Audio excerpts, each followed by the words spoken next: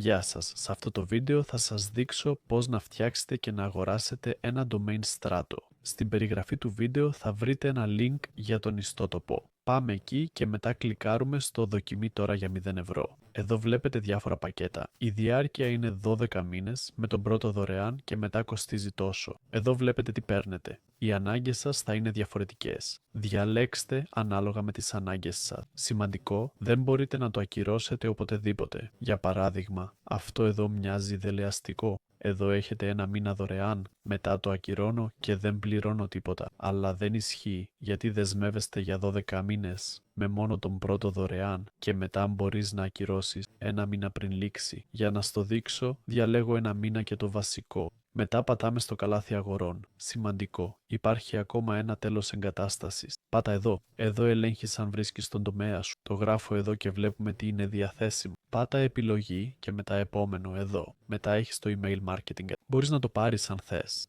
Αν χρησιμοποιείς Shopify, μάλλον δεν χρειάζεται. Πατάμε χωρίς email marketing για συνέχεια. Εδώ είναι άλλα εργαλεία marketing που ίσως θες, όχι για μένα. Και πατάω συνέχεια στο καλάθι αγορών. Γι' αυτό ίσως αξίζει να κρυπτογραφείς τα δεδομένα σου. Και υπάρχουν και άλλα πράγματα εδώ. Μετά πατάς συνέχεια στο καλάθι αγορών. Εδώ βλέπεις ξανά όλα όσα αγοράζεις. Σημαντικό είναι να υπάρχει ο τομέας σου εδώ. Εδώ βλέπεις την τιμή και πατάμε συνέχεια. Βάζεις τα στοιχεία σου και μετά διαλέγεις τρόπο πληρωμής. Εγώ επιλέγω PayPal για παράδειγμα. Πάμε κάτω, κλικάρουμε εδώ και μετά παραγγελία με χρέωση. Εδώ βλέπεις τον αριθμό πελάτη σου. Είναι σημαντικός. Τον αντιγράφεις και περιμένεις λίγο για ενεργοποίηση. Πατάμε σύνδεση τώρα. Βάζουμε κωδικό, κλικάρουμε εδώ και μετά στη σύνδεση. Βάζεις τον αριθμό πελάτη και τον κωδικό σου. Πατάμε σύνδεση. Βλέπουμε ότι στείνεται και θα λάβουμε email όταν είναι έτοιμο. Έτσι εύκολα φτιάχνεις τομέα Strato και τον συνδέεις με Shopify.